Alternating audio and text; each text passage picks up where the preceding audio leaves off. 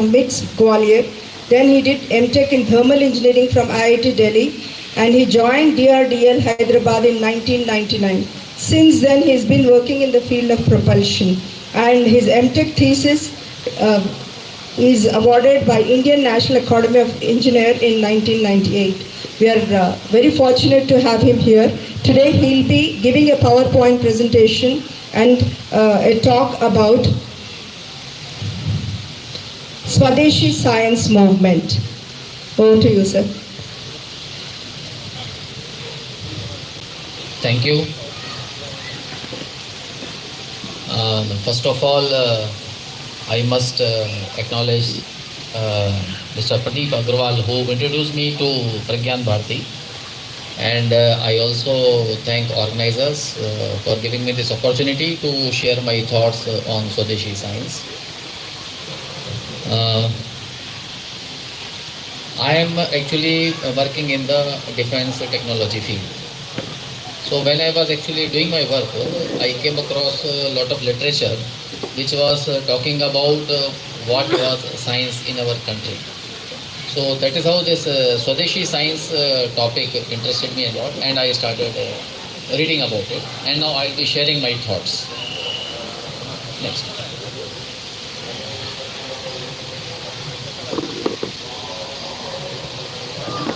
Yeah, so when we talk about Swadeshi Science, the first term is Swadesh. So Swadesh means Bharat Varsha. So who are we? The first question is, when we are talking about Swadeshi Science, so the first question we should answer is, who are we? So as you can see, we are all Bharatiyas, we are residents or citizens of Bharat Varsha. But then, when we think of Bharat, what is the image? We are a poor country, we lag behind the world in terms of science and technology. We have a large number of poor people. We are depending on the foreign countries for the latest technology. We have crowded cities, a lot of traffic, pollution, corruption. And when we read our history, we find that we were defeated by Mughals, we were ruled by Britishers, for last 1000 years. So, what impression we get, what is this? It's a useless country. And a young kid, is doing his studies. He thinks that I will just finish off my studies and go to US and settle there, and I'll have a good life. This is a useless place. This is the impression we have had actually since long. So the question we should ask is, was our country always like this? Was it always a third world country? Were we always behind in technology?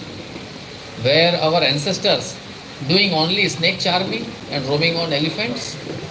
Or we were something else? So now, when we look at our country, whatever we are seeing today is a continuation of more than thousands years of civilization. When we look at the world, we have to look at the world history and we should see where we are. So our world history is more than 10,000 years old, much more than that actually. And if you look at the condition of major civilizations of the world, Roman civilization was very prominent at one point of time. Where it is today, it is vanished. Greek civilization, it is no more there. Persian civilization, it doesn't exist. Egyptian civilization is not there. Mesopotamian civilization, it is not there. Chinese civilization, it is there continuing to some extent. And Indian civilization, it is also surviving and continuing. In spite of two major onslaughts running over 1000 years, even then we are a continuing civilization. This is something which tells us what we were and what we are. So still we have to ask, who are we then? Okay, we are very ancient civilization.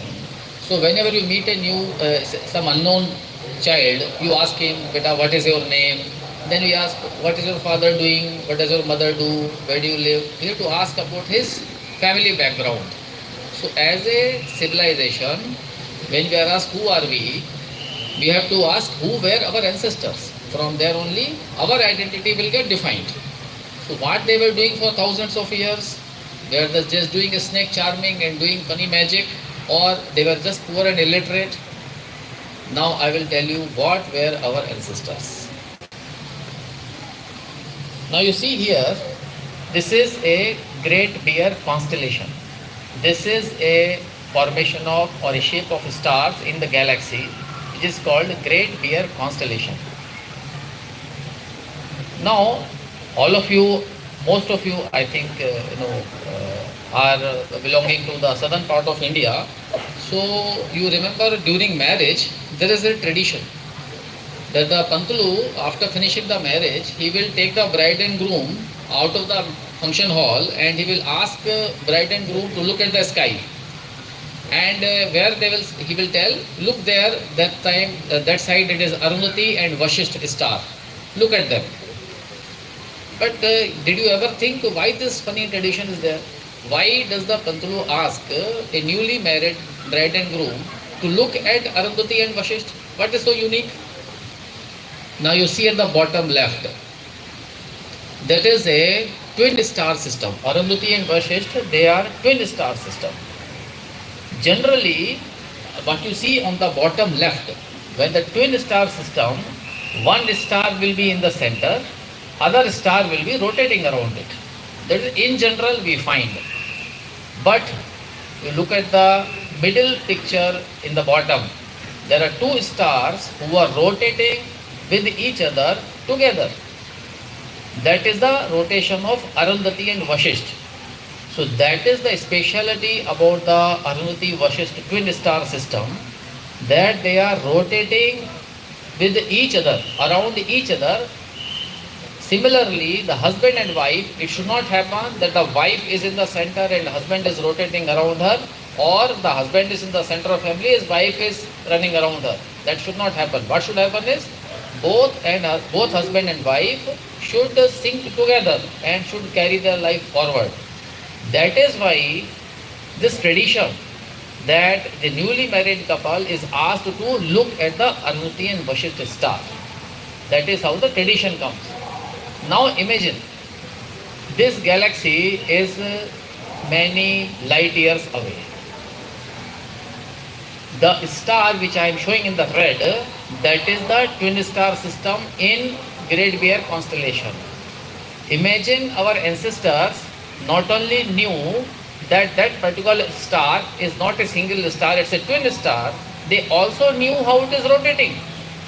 They also knew thousands of years back how this Arundhati Vashisht star system is rotating around each other.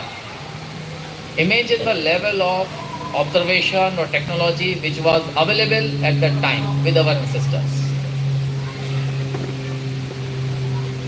Now you see, in the center you see the sun as the star, and I am showing the universe around it, and you are seeing many other stars around it.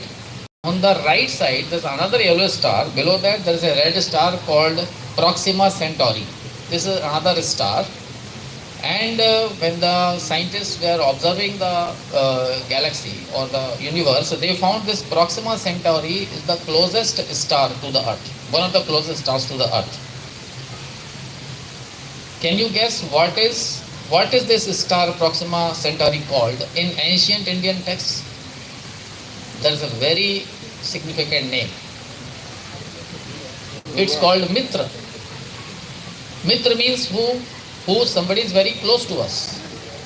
That means our ancestors not only knew that this is a star, they also knew that it is the closest star to sun. Isn't it amazing that our ancestors could differentiate between stars and planets so far off in the galaxy, and they also knew which star is closest to the earth, and they named it Mitra.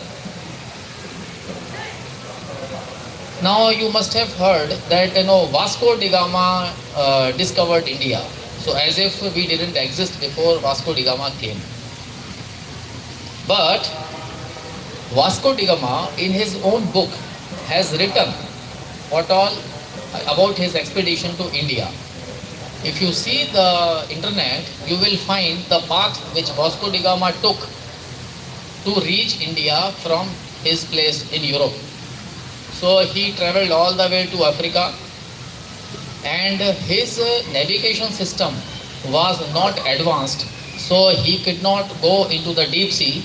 So as you can see in the bottom, he was not going into the deep sea, but he was traveling close to the coast and trying to reach closer to India. Now when he reached at the last point in the African continent, there was no other option for him but to go into the deep sea and then reach India. Now they didn't have advanced navigation systems. Then how did he reach? In that city of Africa, he found one Gujarati seafarer. His name was Kana. In his book, you can pronounce it either Kana or Kanaka. It doesn't matter. He was an Indian.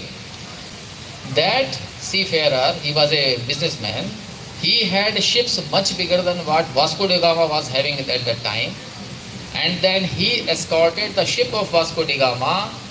Almost 3 to 4 ships accompanied the ship of Vasco da Gama, and then they guided him to the Indian shore through the deep sea. Back. Through the deep sea. Not only that, the Kana also provided Vasco da Gama with advanced navigation equipment, which Vasco da Gama was not having, but the Kana was having. So this tells you how much advanced we were in the navigation system, in the mathematics around it, and in the instruments which were required for navigation. Now this slide tells you the kind of naval systems we had at that point of time. If you see in the top 2 ships are European ships, and all other bottom ships are Indian ships. And you can see their names. They are Gamini, Tari, Jangala, Plavini, Dharini, Begini. You see, we had such big ships which were almost 10 times larger than the ship available with Vasco da Gama. This was our power, this was our technology, this was our capability so many hundreds of years back. So now, how does all this come? See, when you want to navigate, when you want to go somewhere, you have to do the measurements. The foundation for this technology is mathematics. If you are strong in mathematics, you will do all these wonders. If you are not strong, then you cannot do all this. Why Europeans didn't have the navigation system? Because their counting system was very poor. They were counting in Roman letters, not having the decimal system. That is why they could not measure accurately. But in India, we had the decimal system. We could count very large numbers. Next. So now I will tell you what was the mathematics in India, because that is the most important thing for any civilization or for any scientific discovery to happen. You have to be very strong in mathematics. Now you see, in mathematics, we had the ascending powers of 10. It was given in Yajurvedam, in Agni Puja. You can read the Sanskrit text, but basically what it tells is, O Agni, may the bricks of Yagna 1 and 10 and 10 tens and hundreds and 10 hundreds and 1,000 and 10,000 and a myriad and 100,000 and million and 100 million and 100,000 millions and a billion grant prosperity. So the idea is, we knew such large numbers and we could handle such large numbers. Next. You see, in the mathematics in India, we had invented zero, of course. We also discovered the value of zero, the place value of zero rather. The place value of zero in a number we actually established. So you see, this is given in the Ganit path in the Aryabhatiya. There is a mathematics treatise, Aryabhatiya. There he talks about different numbers. You can see here. It is counting from 1 up to Vrinda, which is maybe 1 billion. We can skip this one. Now, in the mathematics in India, there are a lot of things. We discovered the value of pi, we were excellent in Vedic geometry, we were doing cryptography, we were doing calculus. It was not just we were doing only, we discovered zero and then we were sleeping. We were very advanced in mathematics. I will touch upon some of the aspects of these advances in mathematics which we did. So you see, we all know this right angle triangle, it's the Pythagoras theorem, that the c square equal to a square plus b square, very, a theorem which he attributed to Pythagoras. This is the shloka which establishes what the Pythagoras so-called discovered quite late. So this is the theorem you can see here. Dirgha Chatursasya Akshanaya Rajjuh Parshumani Tiragyamini Cha Yat Prathak Bhute Kurut Tadubhayam Karoti. If you translate that, it comes to a square plus b square equal to c square. We had established the Pythagoras theorem. It was done by Bodhayana and this was given in Yajurvedam. Another interesting thing, it was not just we stopped with this Pythagoras theorem. We could handle right angle triangles. Suppose you have to construct a square equal to 3 times the area of a given square. How to do it? Today if you ask any student who is preparing for JEE and all, he will tell you how to do it. This is how our ancestors did it. Pramanam Tariyak Dvikaranyaya Mastasthya Kshanaya Rajjustari Karani. The diagonal made between the diagonal of initial square and a length equal to its side gives an area 3 times of the initial square. These are just examples. You don't think that with this example, they just left it. This is only one sample which I am telling you over the thousands of things they might have done in those periods. Now let us say you want to construct a rectangle, or you want to construct a circle from a rectangle or from a square, but both should have the same areas. You see here, the transforming a circle into a square, this is given in Sulabha Sutra. So they have given one method. First, you take any circle of diameter d, then divide this d into 15 parts, then select 13 parts of this line and add 1/3 of one part to b. This length, in this example, it is 13.33 parts, form the side of a square which has an area equal to that of an above taken circle. If you do that calculation now, the area of the circle is 177 square centimeter, area of the square becomes 176.7 square centimeter. With a very, very small error, you can actually construct a square from a given circle and both have the same areas. When you read about this, you just wonder, that our ancestors were champions of mathematics. And you remember, today when we read mathematics, we have foreign scholars who have developed something. We are reading it and trying to understand it. For our ancestors, there was no foreigner who was giving them any guidance. These were all what you call as ab initio innovations. They were done on their own without anybody's guidance. They were the front runners of mathematics in the world. If you see this Brahmuspata Siddhanta, it talks about integers, arithmetic operations, algebra, geometry, trigonometry. You name the field of science or mathematics, you will have it in our ancient text. I am giving you simpler examples so that all of you can understand, or even the kids can understand. In India, we were knowing about the negative numbers. Today you think negative numbers is a child's play. Every child knows about the negative numbers. But to think or to conceptualize a negative number or to even imagine its existence from scratch, when nobody has told you before, you thought about it, is marvelous. So we had the rules for addition, rules for subtraction, multiplication, division, and for all those things there were shlokas. Next one. You can go to the next one. So you see here, the first line, Dhanayor Dhanam, Ranam Ranayo. Positive plus positive is positive, Negative plus negative is negative. Dhanaryorantaram. Positive plus negative is equal to difference of their magnitudes. Like this, so many formulas were given in which you could handle the negative numbers. Next one. Now, our ancestors knew that the orbit of planet was not round, but it was elliptical.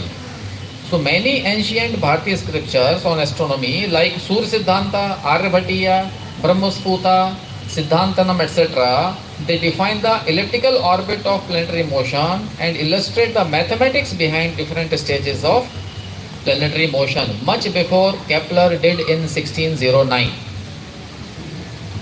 Next one. The mathematics were particularly strong in the state of Kerala, and these are the some of the, I should call them the scientists of those period: Madhava, Parameshwara, Nilakantha, Jeshthada.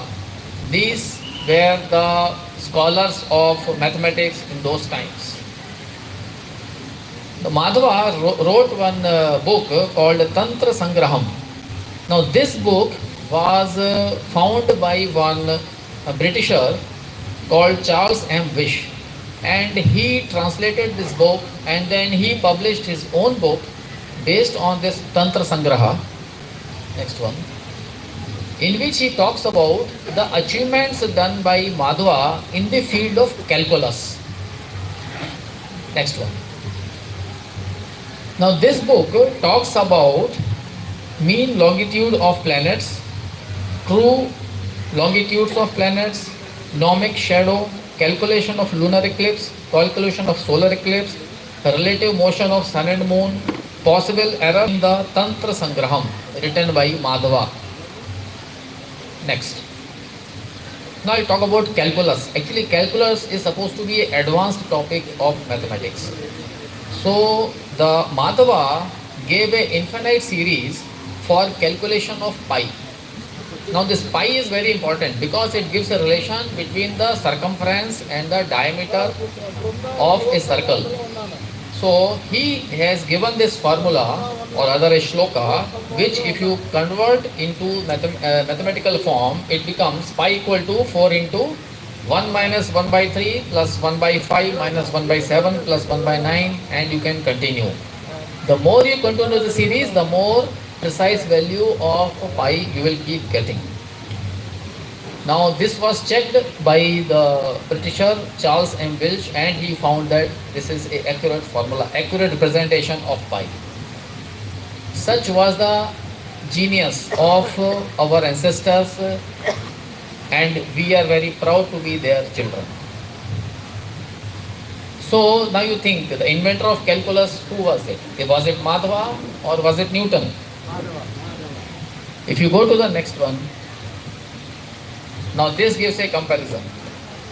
The Huller's formula for circumradius of cyclic quadrilaterals, it was given by Parameshwara much before Jean Huller.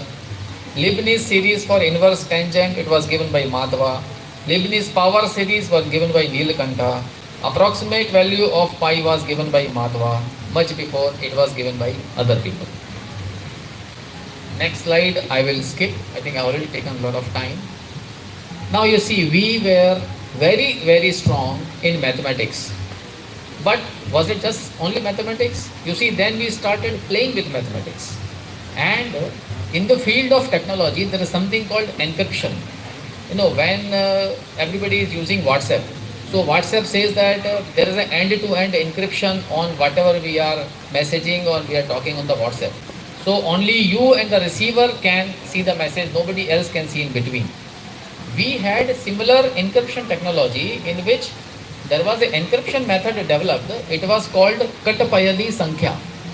So you can write something using the Sanskrit language, use the Katapati Sankhya, and you can convert into a number.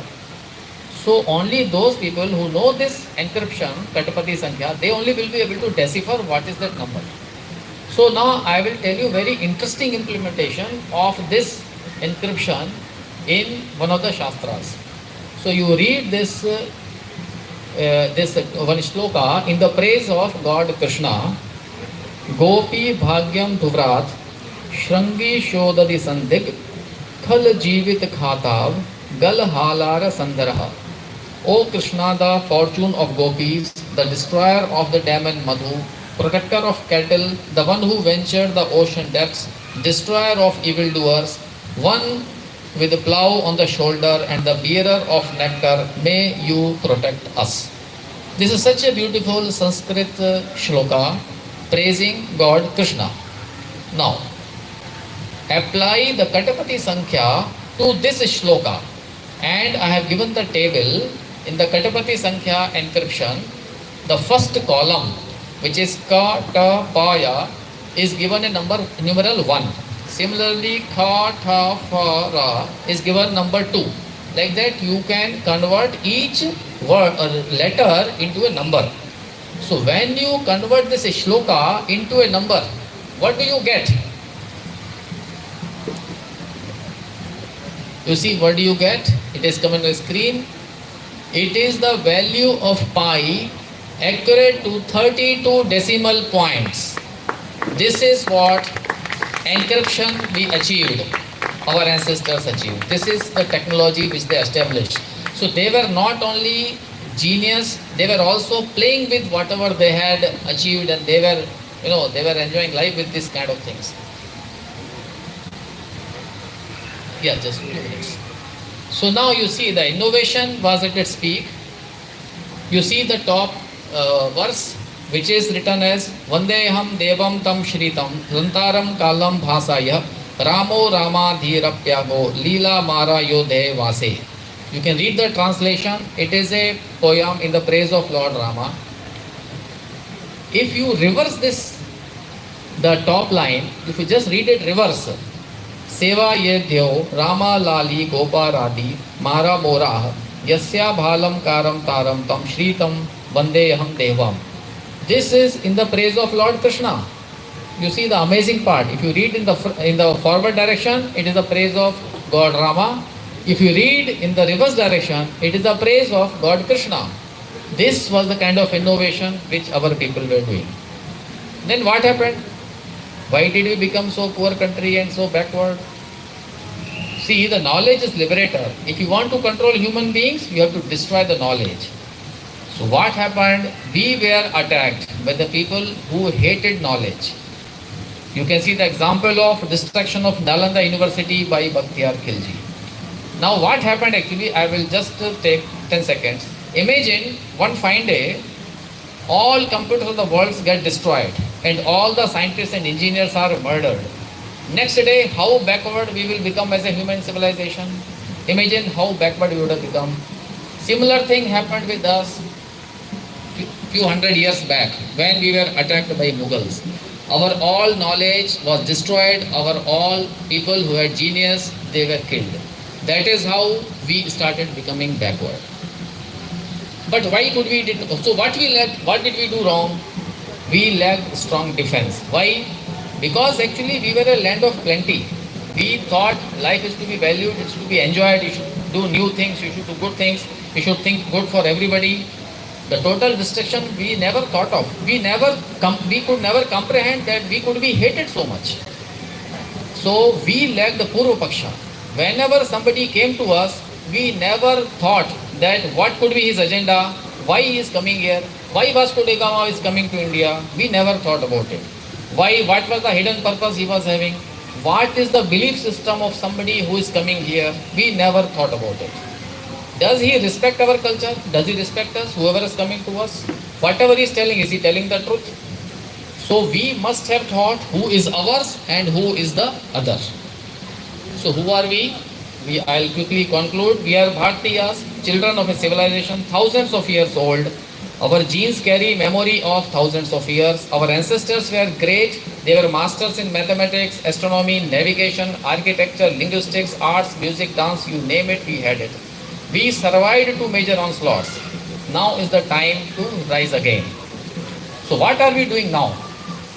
So we have launched Chandrayaan-3. First time in the world, we are the only country who landed the Chandrayaan into the south lunar pole. No other country did it. In the field of defense, because I am coming from the defense background. In the field of defense, we recently launched Agni 5 with MIRV, which is a major leap in the defense. We are striving for Atmanirbhar Bharat. We are catching up with the world wherever we lacked. We are designing systems which may be better than the world. We are doing wonders in quantum computing, in material technology, in missile technology, and nuclear technology. Without a proper defense, we cannot survive the next onslaught. So we have to be very strong in defense. So then what should I do? Last slide. What should I do? We should take pride in our history. We should take pride in ourselves. And the message is we must strive for excellence in whatever field we choose. This will be our tribute to our ancestors, and this is our duty to our next generation. We are no less than anybody else. Namaskaram. Jai Bharat.